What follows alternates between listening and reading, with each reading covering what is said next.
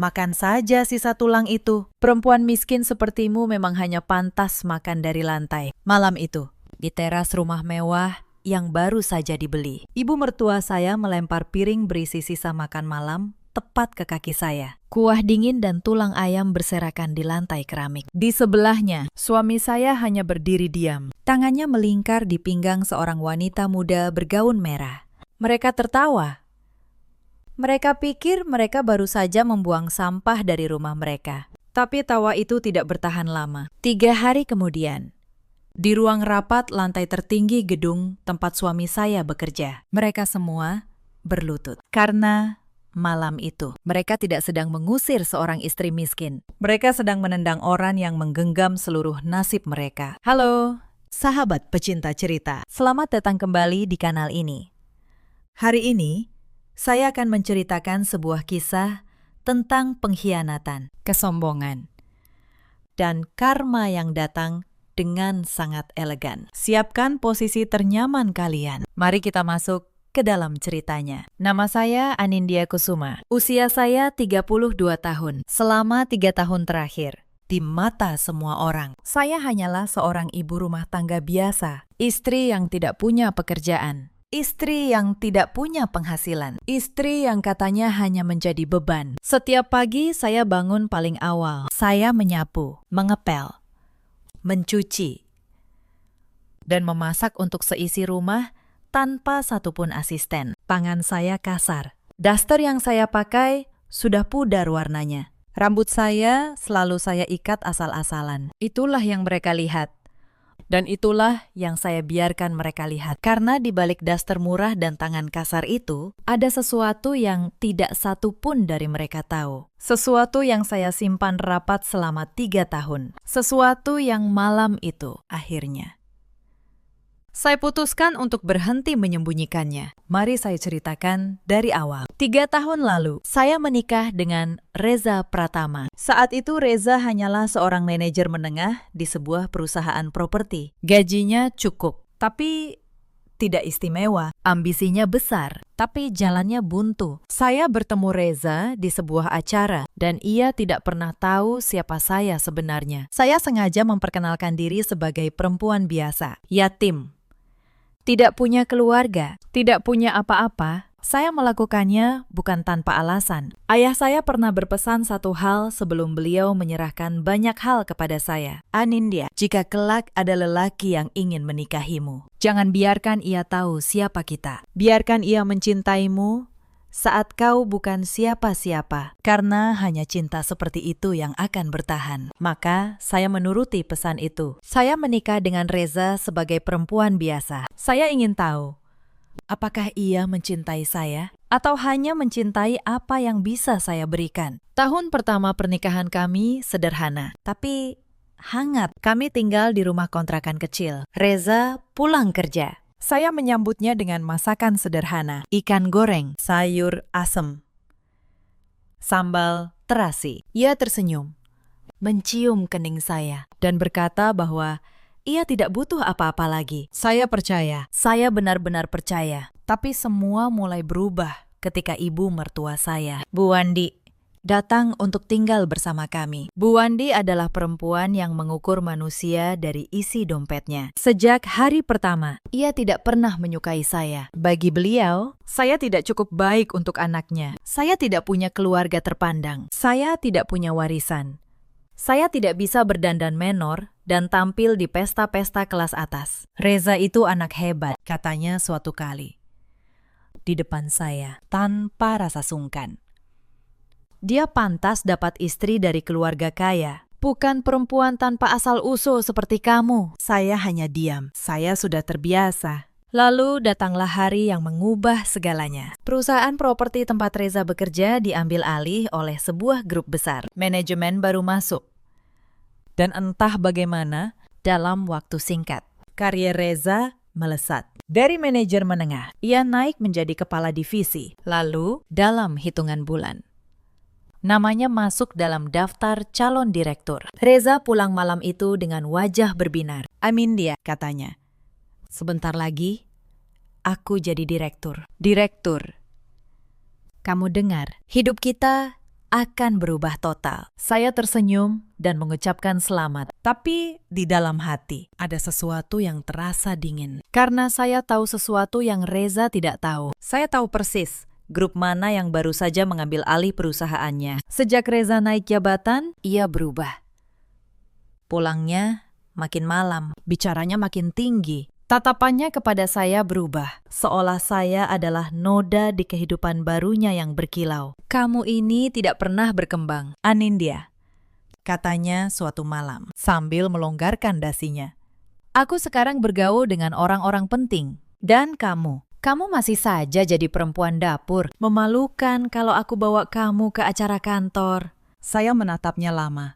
Lelaki yang dulu mencium kening saya dan berkata, tidak butuh apa-apa lagi. Kini menatap saya dengan jijik. Saya masih diam. Tapi diam saya bukan karena lemah. Diam saya adalah cara saya menghitung. Menghitung sampai sejauh mana ia berani melangkah. Dan ia melangkah jauh. Jauh sekali. Mungkin kalian bertanya, bagaimana mungkin seorang pemilik grup investasi besar bisa hidup bertahun-tahun sebagai ibu rumah tangga yang dihina, tanpa ada yang curiga? Izinkan saya jelaskan sedikit. Ayah saya, Pak Wibowo Bramantio, membangun Bramantio Group dari nol, dari sebuah toko kecil. Beliau mengembangkannya menjadi grup yang bergerak di properti, keuangan, dan investasi. Tapi ayah saya bukan orang yang gemar pamer. Beliau selalu mengajarkan satu hal kepada saya. Kekayaan sejati adalah yang tidak perlu diumumkan. Karena itu, wajah saya tidak pernah muncul di media. Saya tidak pernah hadir di acara-acara sosial kelas atas. Urusan grup sehari-hari dikelola oleh Dewan Direksi Profesional. Saya sendiri, sebagai pemegang saham mayoritas dan komisaris utama, hanya mengawasi semuanya dari belakang layar.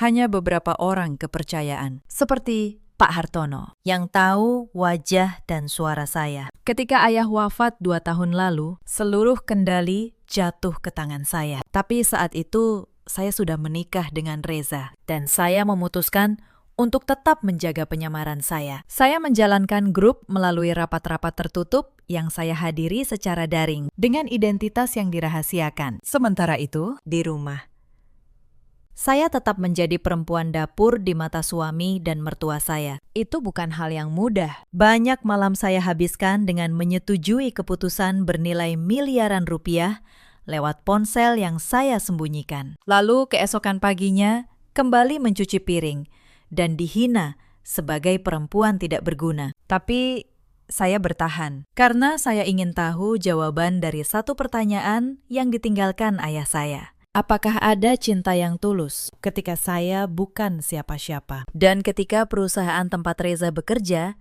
menjadi target akuisisi grup saya melihat kesempatan untuk menemukan jawaban itu lebih cepat. Saya setujui akuisisi itu. Saya pantau langsung bagaimana Reza dengan jabatan baru dan harta yang sebenarnya bukan miliknya akan berubah. Saya memberinya panggung. Saya hanya ingin tahu apa yang akan ia lakukan di atas panggung itu. Ternyata, ia memilih untuk menari di atas penderitaan saya. Mari saya lanjutkan ceritanya. Setelah jam tangan ayah saya dihancurkan, Fania semakin menjadi-jadi. Ia mulai mengunggah foto-foto di media sosial. Foto dirinya di rumah mewah itu. Foto dirinya mengenakan perhiasan saya. Dengan caption yang menyindir tentang menggantikan istri tua yang tidak berguna.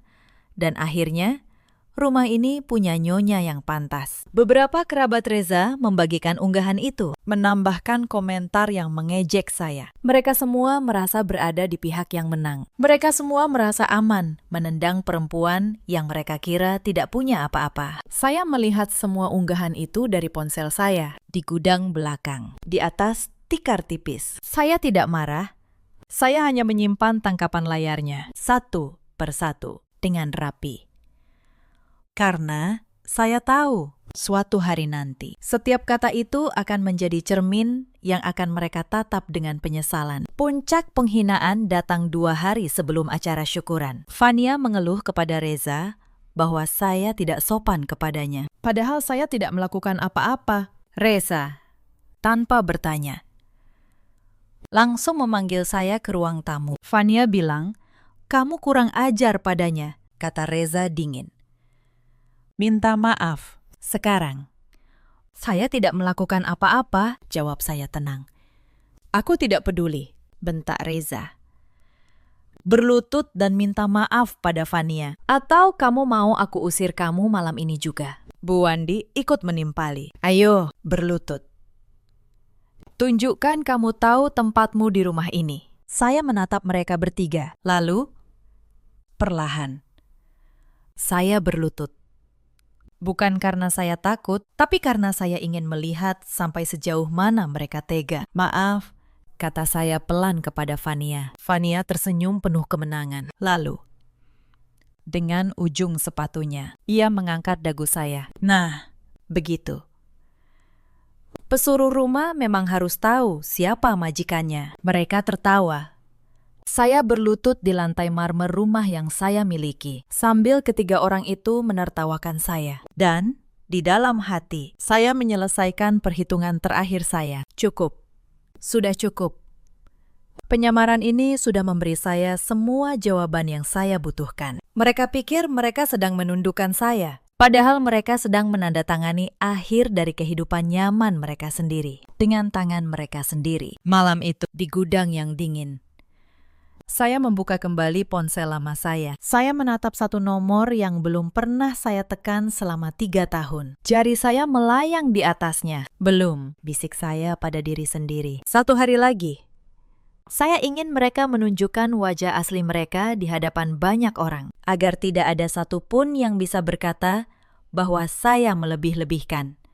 Saya menutup ponsel itu, lalu memejamkan mata, mendengarkan suara hujan menetes dari atap seng yang bocor. Sebelum saya lanjutkan, ada satu hal yang harus kalian tahu tentang masa-masa awal pernikahan kami, agar kalian paham betapa jauh perubahan yang terjadi. Di tahun pertama, ada seorang perempuan parubaya yang bekerja membantu di rumah kontrakan kami. Namanya Mbak Tutik. Beliau sudah seperti keluarga bagi saya. Beliaulah satu-satunya orang di rumah itu yang memperlakukan saya dengan tulus. Bahkan setelah keadaan berubah. Mbak Tutik tidak pernah tahu siapa saya sebenarnya. Beliau hanya tahu saya perempuan yang baik kepadanya. Dan itu sudah cukup. Ketika rumah kami pindah ke rumah mewah, saya memohon kepada Reza agar Mbak Tutik tetap dipekerjakan. Saat itu, Reza masih mengizinkan. Tapi setelah Fania datang, semuanya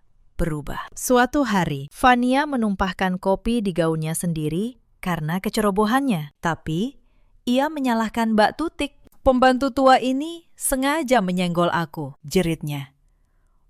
Pecat dia. Mas, Mbak Tutik mencoba menjelaskan, tapi tidak ada yang mendengarkan. Saya berdiri membela beliau. Itu bukan salah Mbak Tutik. Saya melihatnya sendiri. Bu Wandi menampar meja. Kamu berani membela pembantu di depan calon menantuku? Sudah tahu diri sebagai siapa di rumah ini. Mbak Tutik akhirnya diberhentikan hari itu juga. Sebelum pergi, beliau menggenggam tangan saya dan berbisik, "Nak, sabar ya. Mbak yakin, orang sebaik kamu pasti dijaga oleh yang di atas." Saya hanya tersenyum. Saya tidak bisa mengatakan apa-apa, tapi di dalam hati, saya berjanji, suatu hari Mbak Tutik akan saya jemput kembali. Dan saya menepati janji itu. Di akhir ceritane, setelah Mbak Tutik pergi, beban di pundak saya makin berat. Saya mengerjakan semua pekerjaan rumah seorang diri, untuk 4 orang. Di rumah sebesar itu. Suatu malam, saya kelelahan dan tertidur sebentar di sofa setelah membereskan dapur. Bu Wandi menemukan saya. Beliau menyiram saya dengan air dingin. "Bangun. Siapa yang mengizinkanmu tidur di sofa mahal ini? Kamu pikir kamu siapa?" bentak beliau.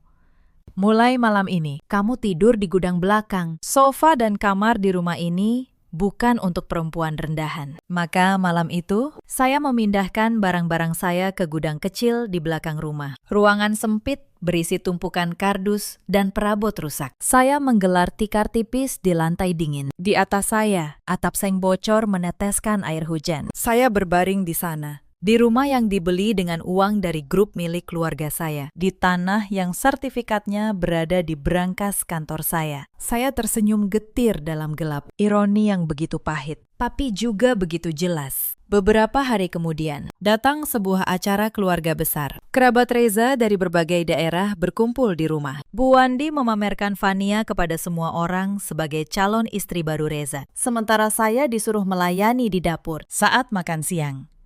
Salah seorang bibi Reza bertanya, mana istrinya Reza yang dulu? Yang katanya pendiam itu. Bu Wandi tertawa sambil menunjuk saya yang sedang membawa nampan. Itu yang di sana. Sekarang sudah jadi pembantu. Memang dari sananya cuma pantas jadi babu. Seluruh ruangan tertawa. Saya berdiri di antara mereka, memegang nampan.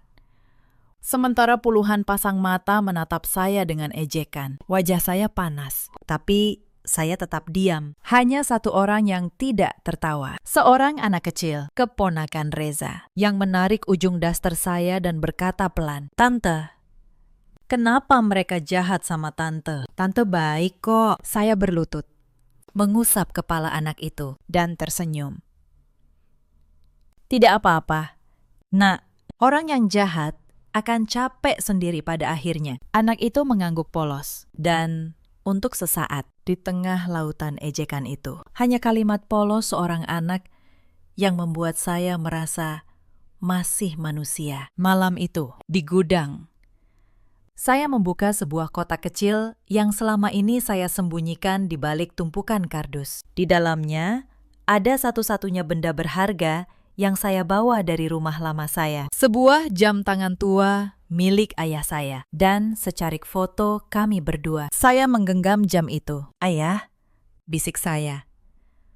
3 tahun sudah. Aku sudah melihat semuanya. Aku sudah cukup melihat siapa mereka sebenarnya. Sebentar lagi, Ayah, aku akan kembali ke tempat yang seharusnya. Tapi keesokan paginya, Fania menemukan kotak itu. "Apa ini? Barang rongsokan apa lagi yang kamu simpan?" Ia mengeluarkan jam tangan ayah saya, mengamatinya dengan jijik. "Jam butut, pasti murahan. Sok-sokan disimpan baik-baik." Saya bergerak cepat.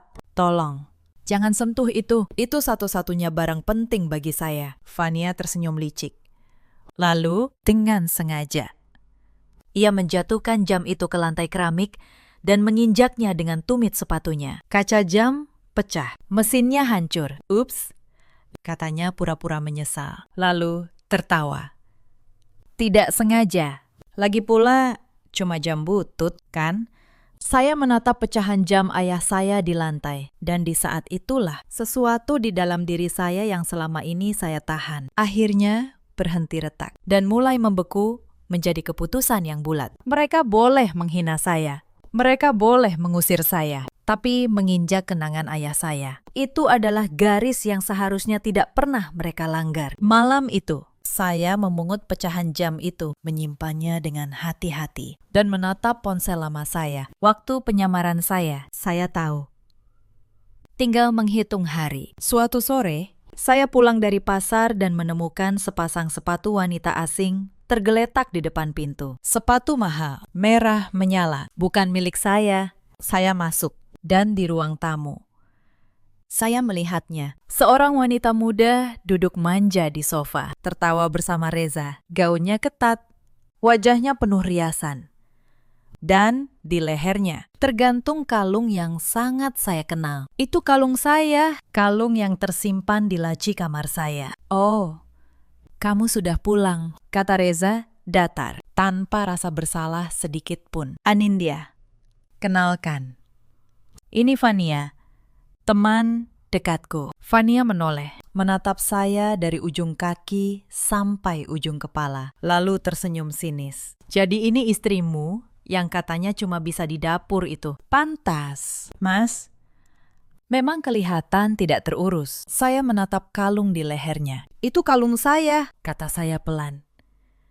Fania menyentuh kalung itu dengan jari, lalu tertawa kecil. "Sekarang sudah jadi punyaku." Reza yang memberikannya. "Kamu keberatan?" Saya menoleh ke arah Reza. Reza hanya mengangkat bahu. Kamu kan tidak pernah pakai. Lagi pula, Fania lebih pantas memakainya daripada kamu. Malam itu, saya tidur sendirian di kamar tamu. Saya tidak menangis. Saya hanya berbaring, menatap langit-langit.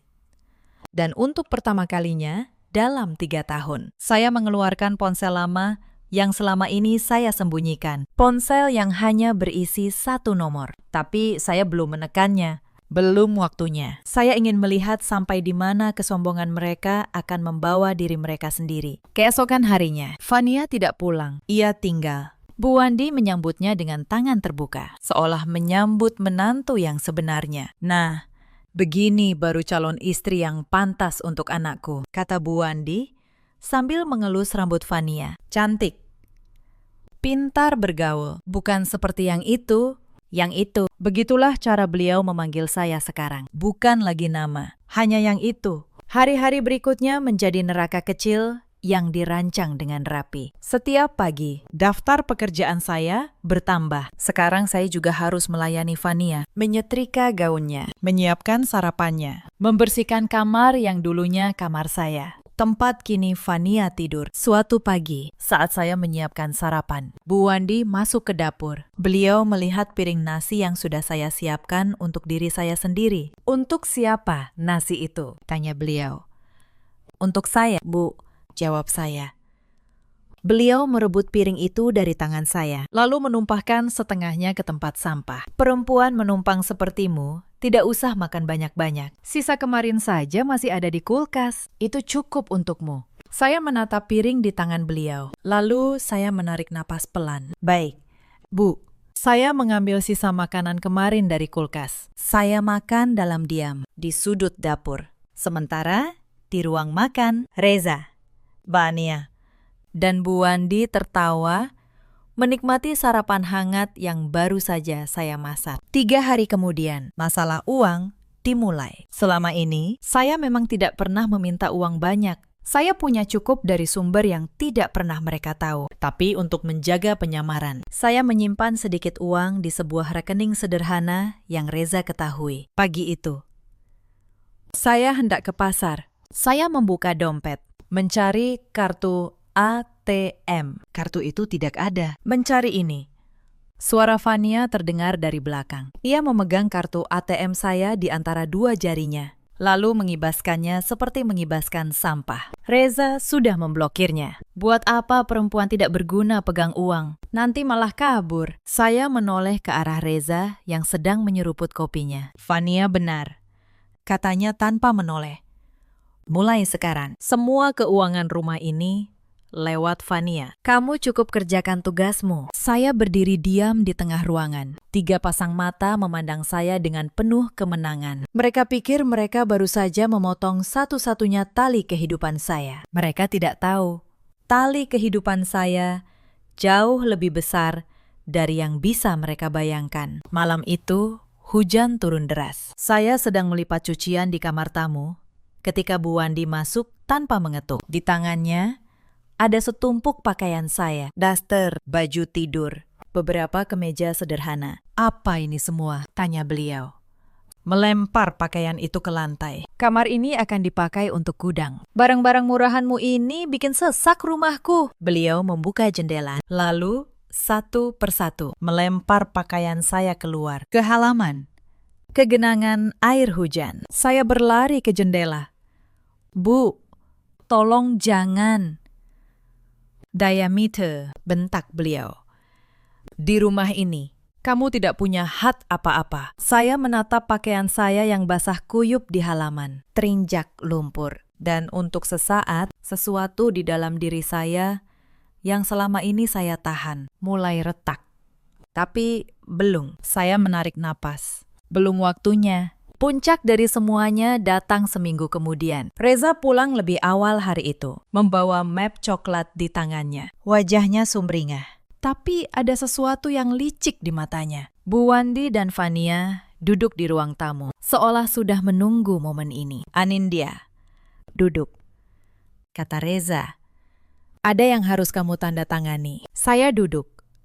Reza membuka map itu dan mendorong selembar kertas ke arah saya. Saya membacanya pelan. Itu adalah surat pernyataan. Isinya, Saya menyatakan melepaskan seluruh hak atas harta bersama dalam pernikahan. Rumah, kendaraan, tabungan, semuanya. Saya menyatakan tidak akan menuntut apapun jika terjadi perceraian. Tanda tangani, kata Reza. Aku akan menceraikanmu, tapi aku tidak mau repot. Tanda tangani ini, dan kamu boleh pergi dengan tenang. Fania tersenyum lebar. Atau kamu mau pergi dengan tidak tenang. Pilihanmu, sayang. Saya menatap kertas itu lama. Lalu, saya menatap Reza. Kamu yakin ini yang kamu mau? Tentu saja, jawabnya tegas. Buat apa aku mempertahankan perempuan tidak punya apa-apa sepertimu? Saya tersenyum tipis. Sebuah senyum yang membuat Reza sejenak bingung, tapi ia terlalu sombong untuk memikirkannya. Saya mengambil pena, dan saya menandatanganinya. Karena bagi saya, surat itu tidak ada artinya. Harta yang mereka kira milik mereka, sejak awal bukan milik mereka. Reza menyambar kertas itu dengan puas. Bagus. Besok malam ada acara syukuran pengangkatanku jadi direktur. Setelah itu, kamu pergi dari rumah ini. Selamanya. Besok malam, acara syukuran. Saya mencatatnya baik-baik di dalam kepala. Malam berikutnya, rumah dipenuhi tamu. Reza mengundang kerabat, tetangga, dan beberapa rekan kerja. Lampu-lampu dinyalakan. Makanan mahal tersaji. Fania berdiri di samping Reza dengan gaun merah, berperan sebagai nyonya rumah, menyambut tamu seolah dialah istri yang sah. Dan saya disuruh melayani, membawa nampan, menuang minuman, membersihkan piring kotor. Di rumah yang dibeli dengan uang yang sebenarnya berasal dari grup milik keluarga saya diperlakukan seperti pembantu. Di tengah acara, Reza mengetuk gelasnya, meminta perhatian semua tamu. Terima kasih semua sudah datang, katanya lantang.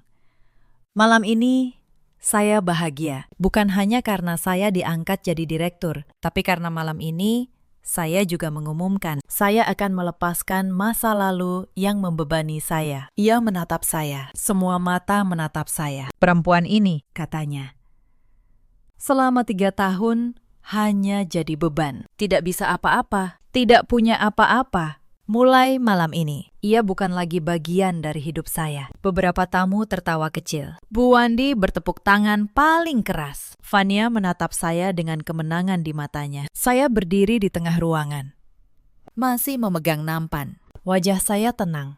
Tidak ada air mata. Tidak ada amarah yang terlihat. Hanya ketenangan yang justru membuat beberapa tamu merasa aneh. Kenapa kamu masih di sini? Bu Wandi bangkit, menghampiri saya. Acara sudah selesai untukmu. Pergi sekarang. Beliau merebut nampan dari tangan saya dan melemparkan piring-piring kotor ke lantai. Pecahan berserakan. Pergi sebelum aku usir kamu seperti pengemis. Lalu, sambil disaksikan seluruh tamu, Bu Wandi mengambil tas kecil berisi pakaian saya yang sudah ia siapkan dan melemparnya ke teras. Keluar, ke tengah hujan yang turun deras. Itu barangmu, bawa, lalu pergi. Jangan pernah kembali. Saya berjalan pelan menuju teras. Hujan menyambut saya. Dingin menusuk tulang. Daster saya basah dalam hitungan detik. Di belakang saya terdengar tawa. Tawa Reza, tawa Fania, tawa Bu Wandi, dan tawa beberapa tamu yang ikut-ikutan. Saya berhenti di ambang pintu. Lalu saya menoleh, menatap mereka semua untuk terakhir kalinya sebagai Anindya yang lemah. Terima kasih, kata saya pelan. Suara saya tenang, tapi entah kenapa membuat tawa mereka sedikit mereda. Terima kasih sudah menunjukkan siapa kalian sebenarnya. Saya sudah menunggu malam ini sangat lama. Reza mengernyit. Apa maksudmu? Saya tidak menjawab. Saya hanya tersenyum. Lalu melangkah keluar ke dalam hujan. Saya berjalan menembus hujan menuju halte bus tua di ujung perumahan. Saya duduk di bangku besi berkarat, membiarkan air hujan membasahi wajah saya. Daster murah melekat di tubuh yang menggigil. Tapi punggung saya tetap tegak. Saya tidak menangis. Saya hanya mengeluarkan ponsel lama dari kantong. Ponsel yang selama 3 tahun saya simpan untuk satu panggilan ini. Saya menekan nomor itu. 1 deringan. Lalu suara berat seorang pria menjawab dengan penuh hormat. Selamat malam, Nona Anindya. Saya menunggu telepon dari Anda. Pak Hartono, kata saya. Dan untuk pertama kalinya dalam 3 tahun, suara saya berubah. Bukan lagi suara perempuan dapur yang lemah. Suara saya tegas, dingin, penuh wibawa. Penyamaran saya berakhir malam ini. Siapkan semuanya. Besok pagi saya kembali. Baik. Nona, mobil akan menjemput Anda sekarang juga. Dan satu hal lagi, akuisisi perusahaan tempat suami Anda bekerja sudah final. Grup kita resmi menjadi pemilik tunggal sejak 3 hari lalu. Dewan direksi menunggu instruksi Anda. Saya menutup telepon, lalu saya menengadah, membiarkan hujan jatuh di wajah saya. Nama saya Anindya Kusuma, tapi nama lengkap saya adalah Anindya Kusuma Bramantio. Putri tunggal dari Pak Wibowo Bramantio, pendiri Bramantio Group, salah satu grup investasi terbesar di negeri ini. Dan sejak ayah saya wafat 2 tahun lalu, sayalah pemegang saham mayoritas. Sayalah komisaris utama yang tidak pernah menampakkan wajahnya. 3 tahun lalu, saya menyamar menjadi perempuan biasa untuk mencari cinta yang tulus. Reza gagal dalam ujian itu. Ia tidak mencintai saya, ia hanya mencintai dirinya sendiri. Lalu, grup saya diam-diam mengambil alih perusahaan tempatnya bekerja. Saya sendiri yang menyetujui kenaikan jabatannya, hanya untuk melihat seberapa cepat kesombongan akan mengubahnya. Dan ia menunjukkan wajah aslinya dengan sangat cepat. 15 menit kemudian, sebuah konvoi mobil hitam berhenti di depan halte. Pak Hartono keluar dari mobil terdepan, membawa payung. Lalu membungkuk hormat, "Mari. Nona, kita pulang." Esok paginya, kabar mengejutkan menyebar di perusahaan Reza. Komisaris utama Bramantio Group, pemilik sebenarnya dari perusahaan, akan datang langsung untuk pertama kalinya. Reza panik, bercampur bangga. Ia memakai setelan terbaiknya. Ini kesempatannya menunjukkan diri di hadapan pemilik tertinggi. Di ruang rapat lantai tertinggi, seluruh dewan direksi berkumpul. Reza duduk di barisan depan, gugup tapi penuh harap. Pintu terbuka. Pak Hartono masuk lebih dulu. "Hadirin sekalian," katanya, "izinkan saya memperkenalkan pemilik mayoritas dan komisaris utama Bramantio Group, Ibu Anindya Kusuma Bramantio." Saya melangkah masuk. Kali ini, tidak ada daster murah. Saya mengenakan setelan hitam yang dijahit khusus. Rambut saya tertata rapi. Langkah saya tenang dan penuh wibawa. Tapi wajah ini tetap wajah yang sama dengan perempuan yang semalam mereka usir ke dalam hujan. Reza membeku di kursinya. Wajahnya memutih, mulutnya terbuka. Tapi tidak ada suara yang keluar. Anindya." Akhirnya ia tergagap. Saya menatapnya dari atas podium, dingin dan tenang. "Selamat pagi, Pak Reza." Atau saya harus bilang, "Selamat datang di perusahaan yang sekarang saya miliki." Saya membuka map di hadapan saya. Saya sudah membaca laporan kinerja Anda. Dan saya juga sudah membaca beberapa hal lain. Penggunaan dana perusahaan untuk membeli rumah pribadi. Penggelembungan anggaran proyek. Hadiah-hadiah mahal yang dibiayai dari rekening operasional. Semuanya tercatat rapi. Hitam di atas putih. Reza gemetar. "Anindya, dengar dulu. Aku bisa jelaskan. Di ruangan ini," kata saya memotong. "Saya bukan Anindya, istri Anda. Saya komisaris utama. Dan berdasarkan temuan audit, Dewan memutuskan untuk memberhentikan Anda dari semua jabatan. Efektif hari ini. Tim hukum kami akan menindaklanjuti penyalahgunaan dana yang Anda lakukan." Pak Hartono meletakkan setumpuk dokumen di hadapan Reza. Bukti audit, rekening, koran, foto, semua yang ia kira tersembunyi, kini terbuka di hadapan seluruh dewan. Reza jatuh berlutut di lantai. "Anindya, tolong. Aku khilaf, ibuku. Vanya, mereka yang menghasutku. Tolong, jangan begini." Saya menatapnya tanpa belas kasih. 3 tahun. "Reza, 3 tahun saya beri kamu kesempatan untuk mencintai saya sebagai manusia, bukan sebagai harta. Kamu memilih sendiri jalan ini. Malam itu, saat kamu membiarkan ibumu melempar pakaianku ke hujan, kamu sedang menendang satu-satunya tangan yang menopang seluruh hidupmu. Izinkan saya kembali ke ruang rapat itu. Ke pagi ketika semuanya terbongkar. Karena ada bagian yang belum saya ceritakan dengan utuh. Ketika saya melangkah masuk ke ruang rapat lantai tertinggi itu, suasana langsung berubah. Para anggota Dewan Direksi yang lebih senior, yang sudah lama mengenal nama Bramantio, langsung berdiri memberi hormat. Hanya Reza yang masih terpaku di kursinya. Otaknya berusaha mencerna apa yang dilihat matanya. Wajah perempuan yang berdiri di podium itu sama persis dengan wajah perempuan yang semalam ia biarkan diusir ke dalam hujan. Tapi segalanya yang lain berbeda. Wibawa itu. Cara semua orang di ruangan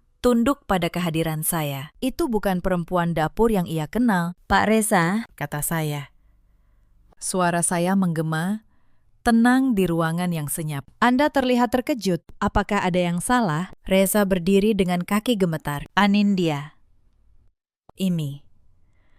Ini pasti ada kesalahan. Kamu kan istriku. Kamu cuma ibu rumah tangga." Beberapa anggota dewan saling berpandangan, bingung. Pak Hartono melangkah maju. "Saudara Reza, Anda berbicara kepada Ibu Anindya Kusuma Bramantio, pemegang saham mayoritas grup ini, dan komisaris utama kami. Saya sarankan Anda menjaga sikap." Wajah Reza memucat seketika. Realitas akhirnya menampar kesadarannya. Perempuan yang ia hina selama 3 tahun. Perempuan yang ia suruh makan dari lantai, lalu ia usir ke dalam hujan. Perempuan itu adalah pemilik dari kursi yang baru saja ia banggakan. "Mari kita masuk ke urusan bisnis," kata saya. Membuka map di hadapan saya. Sebagai pemilik baru perusahaan ini, tugas pertama saya adalah melakukan audit menyeluruh. Dan hasilnya sungguh menarik.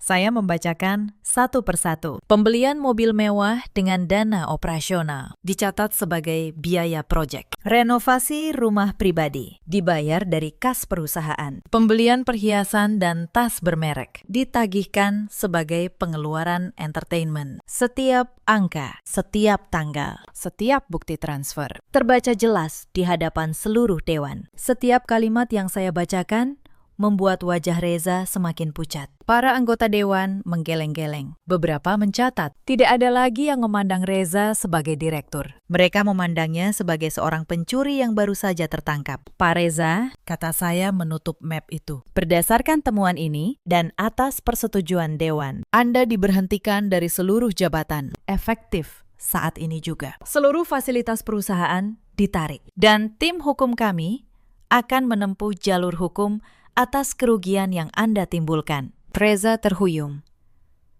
Ia memegang tepi meja agar tidak jatuh. "Anindya, tolong. Aku suamimu." "Tidak," potong saya tegas. "Di luar ruangan ini. Status pernikahan kita memang masih ada untuk sementara, sampai proses hukum menyelesaikannya. Tapi di dalam ruangan ini, saya bukan istri Anda. Saya pemilik perusahaan ini. Dan Anda baru saja diberhentikan." Reza jatuh berlutut di lantai ruang rapat, di depan seluruh dewan direksi. Persis seperti ia menyuruh saya berlutut di hadapan Fania 2 hari sebelumnya. "Roda telah berputar penuh. Bawa berkasnya ke tim hukum," kata saya kepada Pak Hartono. Lalu saya berbalik, meninggalkan ruangan. Tanpa menoleh lagi ke arah lelaki yang dulu berjanji tidak butuh apa-apa lagi selain saya. Hari berikutnya, setelah pemecatan Reza dan pengusiran Bu Wandi serta Fania dari rumah, kabar tentang siapa saya sebenarnya menyebar ke seluruh kerabat yang dulu menertawakan saya. Bibi-bibi yang dulu ikut mengejek saya di acara keluarga, kini berebut mengirim pesan permintaan maaf. Beberapa bahkan datang ke kantor saya membawa oleh-oleh, berharap bisa kembali dekat dengan keluarga Bramantio. Saya menerima mereka dengan sopan, tapi dingin. Saya tidak punya dendam kepada mereka, tapi saya juga tidak lagi punya tempat untuk mereka. Hal pertama yang saya lakukan setelah semuanya selesai adalah mencari Mbak Tutik.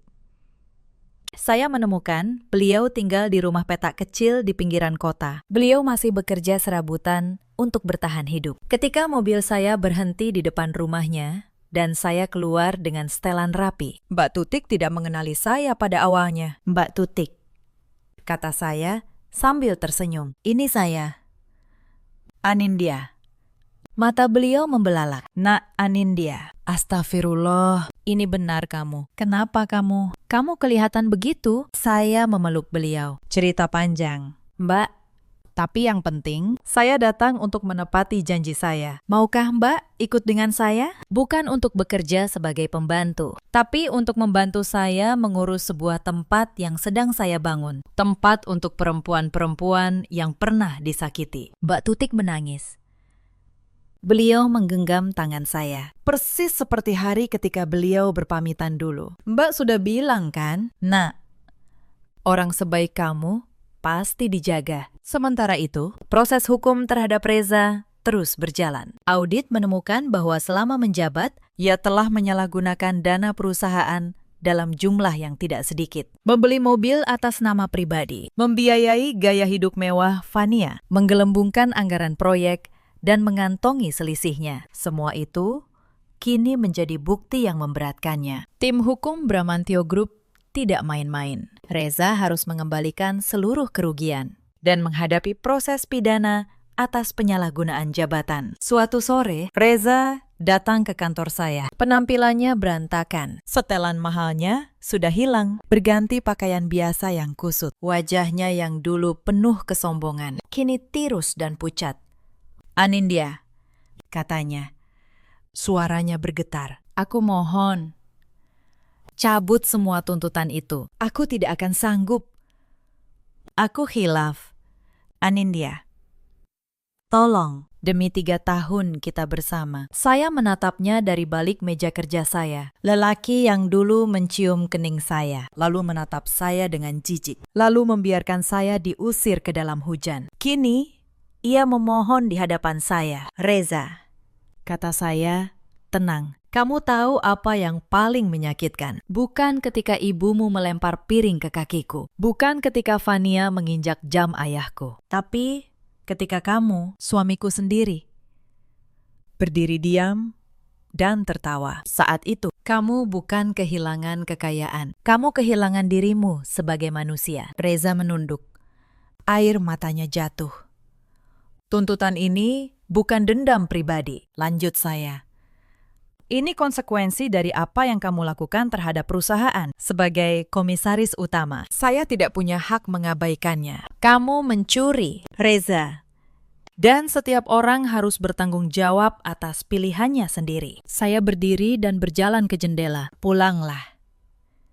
Jalani prosesnya. Mungkin di ujung sana, kamu akan belajar sesuatu yang tidak pernah kamu pelajari ketika kamu kaya. Bahwa nilai seseorang tidak pernah terletak pada jabatannya. Reza pergi tanpa sepatah kata pun. Itu terakhir kalinya saya melihatnya. Kabar pemecatan Reza menyebar secepat angin. Dalam 1 hari, lelaki yang kemarin berdiri sombong sebagai direktur, kini menjadi mantan pegawai yang sedang menghadapi proses hukum. Tapi urusan saya belum selesai. Sore itu, saya kembali ke rumah mewah itu, bukan sebagai istri yang diusir, tapi sebagai pemilik. Karena ternyata rumah itu dibeli melalui skema pembiayaan dari anak perusahaan grup saya, dengan dokumen yang sejak awal atas nama perusahaan, bukan atas nama Reza.